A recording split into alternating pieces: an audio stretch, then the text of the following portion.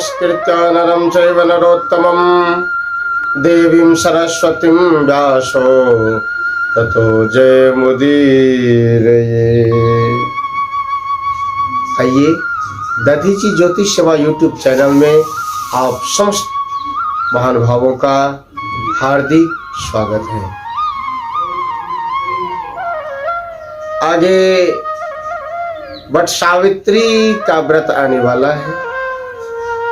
हम वट सावित्री के बारे में चर्चा करेंगे। एक समय की बात है, कैलाश शिखर पर बैठे हुए देवाधिदेव महादेव से पार्वती मैया ने कही कि हे देवों के महादेव, आप मुझसे उस सावित्री व्रत को सुनाइए जिसे सुनने से, जिसे समझने से, करने से स्त्रियां परम गति को प्राप्त करती हैं। तब शंकर भगवान ने कहे कि हे पार्वती सुनो,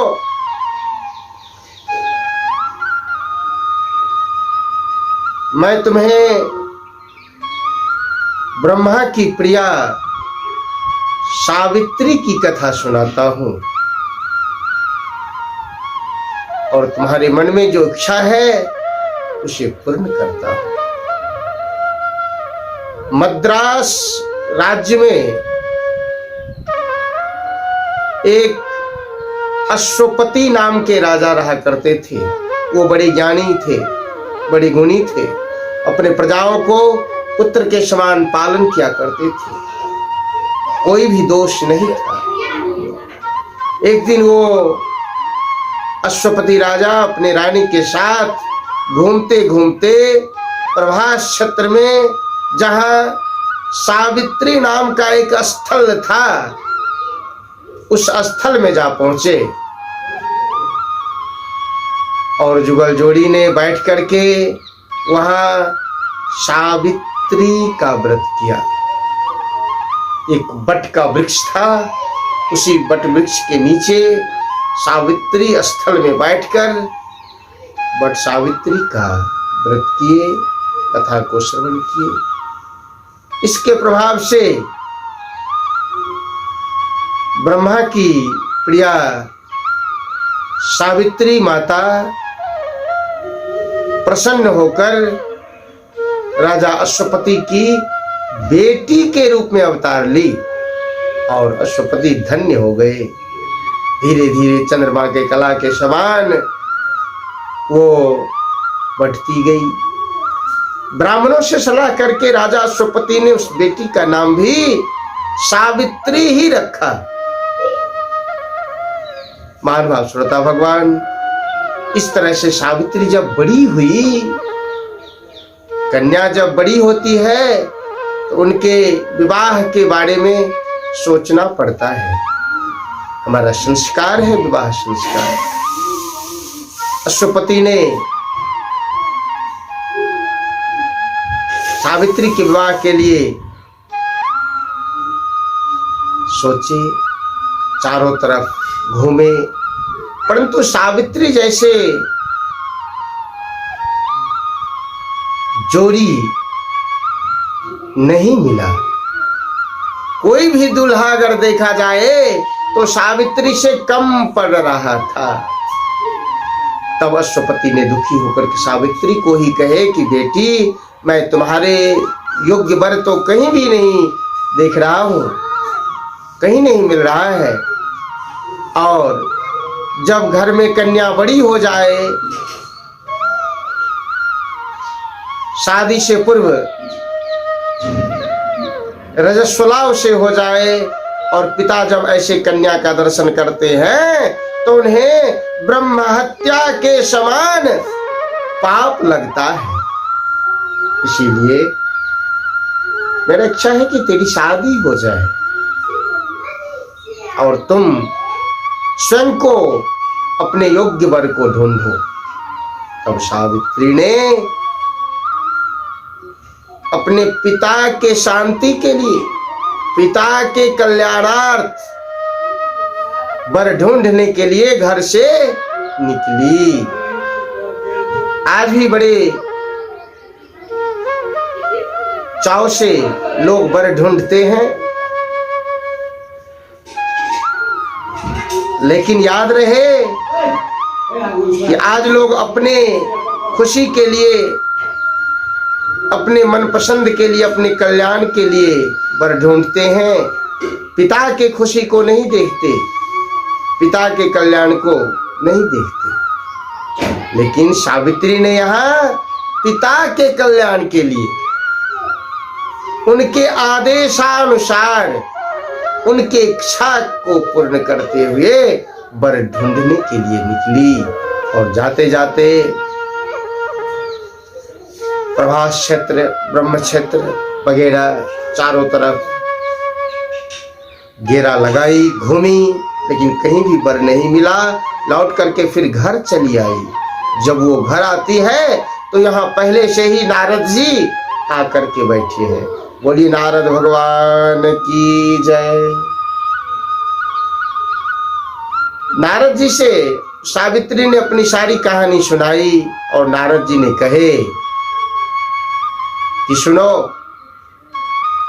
साल्लू देश में एक राजा है द्युमत सेन। द्युमत सेन राजा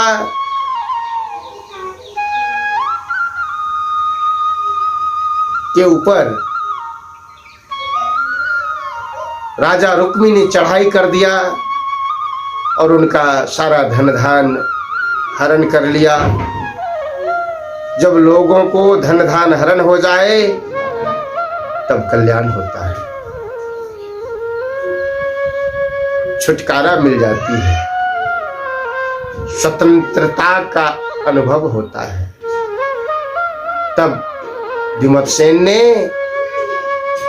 जो अंधा थे लेकिन एक लड़का था, स्त्री भी थी, अपनी स्त्री को और लड़का को साथ लेकर के राज से बाहर आ गए। राज से बाहर जंगलों में भगवत भजन करने लगे, राधे गोविंद करने लगे। महानुभाव श्रोता भगवान, इस तरह उसका जो बेटा था वो बड़ा ज्ञानी था और सत्यवादी था। राजा द्युमत सेन स्वयं को भी सत्य बोलते थे और बेटा भी सत्यवादी था, पत्नी भी सत्यवादी थी, बड़ा धैर्यवान था और सत्य बोलने के स्वभाव से उनका नाम सत्यवान था।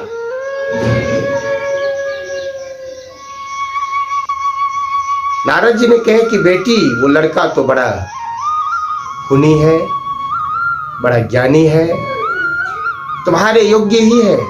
रही एक बात कि सत्यवान का आयु सिर्फ 1 वर्ष है, अगले वर्ष वो भगवान के घर चले जाएंगे, इस संसार में नहीं रहेंगे। यही दुखी की बात है।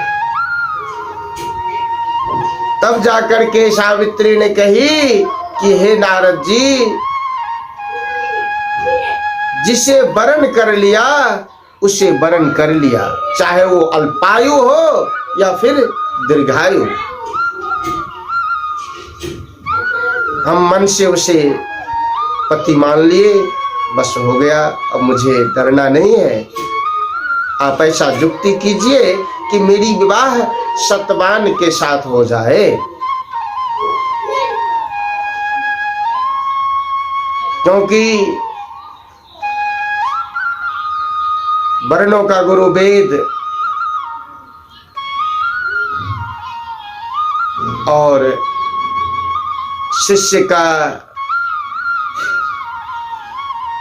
आचार विचार उनके गुरु होते हैं और पत्नी का सब कुछ उनके पति ही होते हैं। पति के सिवाय इस संसार में पत्नी के लिए और कोई भी प्यारा नहीं होता। याद रहे। इसीलिए मैंने वरण कर ली तो वरण कर ली, चाहे वो 1 वर्ष जिए या 1 दिन ही क्यों नहीं जिए। नारद जी भी खुश हुए, जाकर के द्युमत्सेन को संवाद दिए। द्युमत्सेन भी बड़े खुश हुए और सावित्री के साथ सतवान का विवाह संपन्न हुआ।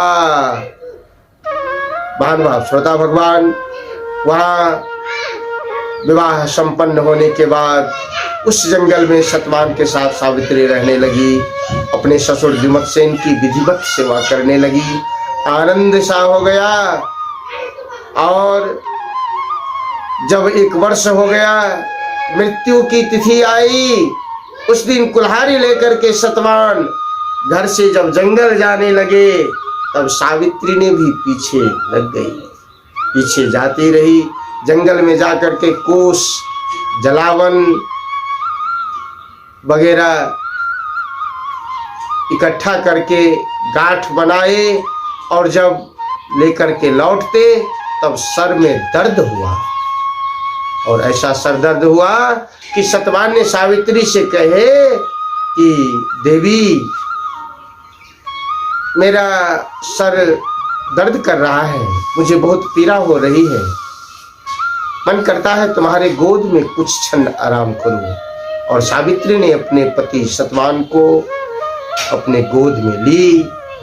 उसी समय जमदूत आया और सतवान के शरीर से अंगुष्ठ मात्र का प्रमाण शरीर बाहर निकाल लिया, जो विधि का विधान होता है। तब वहां सावित्री ने रोई और जम के साथ संवाद हुआ। जमदूत ने उस अंगुष्ठ मात्र शरीर को लेकर के जाते रहे और सावित्री भी अपने पति के पीछे जाती रही। जमदूत जितने वेग से चलते थे, उतने ही वेग से सावित्री भी चलती थी। जमदूत को बड़ा आश्चर्य हुआ और सूर्यपुत्र ने कहे कि आखिर तुम कौन हो? बिना प्राण त्याग किए इस लोक में, जमलोक में कोई नहीं आता, तुम शरीर लेकर ही आ रही हो, अरे लौट जाओ, लौट जाओ। तब सावित्री ने कही कि नहीं, कैसे लौट जाऊं, मंजिल तो हमारे पति हैं और मंजिल को छोड़ना कौन चाहता है। उसमें भी मैंने मंजिल को पा गई है, इसलिए जैसे भी हो हम अपने पति के साथ रहेंगे। महानुभाव श्रोता भगवान, सावित्री के सुंदर वचन से सूर्यपुत्र प्रभावित हुए और उसने कहे कि सावित्री मुझसे वरदान मांगो। तब सावित्री ने अपने ससुर के सुंदर आंख होने का वरदान मांगी, खोया हुआ राज्य वापस लौटने का वरदान मांगी और 100 पुत्र होने का भी वरदान मांगी। तब जमराज ने तथास्तु कह दिया, हाँ में हाँ भर दिया। तब सावित्री ने वहां जमराज से कही कि देखो जी, मुझे 100 पुत्र कैसे होगा, जब तक हमारे पति देव हमारे साथ नहीं हो तब तो ये संभव नहीं है। और तुमने मुझे वरदान दिया है, इसलिए हमारे पति को जीवित करके मुझे दे दो, मैं लौट जाती हूं, मुझे 100 पुत्र हो और तुम्हारा वचन पूर्ण हो। इस तरह से जमदूत तो हक्का बक्का रह गए, बेचारे कर भी क्या सकते थे, वचन तो उन्होंने पहले ही दे रखा था। इसीलिए सत्यवान को वापस करना पड़ा। सावित्री ने अपने पति को जीवित करके उस जमलोक से पृथ्वी लोक में ले आई। तब से समाज की स्त्रियां, बहु बेटियां इस बट सावित्री की व्रत रखने लगी है। जौ तपसिंधु करे कुमारी, भावी मेट सके त्रिपुरारी। महानुभाव, कन्याओं में, माताओं में वो शक्ति है कि अगर वो तप करें, अगर वो जप करें तो विधि का जो विधान है ना वो भी टल जाता है। माताओं से भगवान इतना प्रेम करते हैं, जो असंभव है वह भी संभव हो जाता है। तब से हम लोग विधिवत इस वट सावित्री की व्रत को क्या करते हैं, और आप लोग करते ही हैं। जो नहीं कर पा रहे हो वो कम से कम कथा सुन लेंगी तो व्रत का पुण्य प्राप्त हो जाएगा। इसीलिए दधीची ज्योतिष सेवा यूट्यूब चैनल के माध्यम से हम आपसे जुड़े हैं, और आप इस चैनल को लाइक, शेयर और सब्सक्राइब करते रहेंगे। इसी तरह हम आपके बीच एक से बढ़कर एक सुंदर सुंदर गाथाएं रखते रहेंगे। धन्यवाद। जय श्री राधे।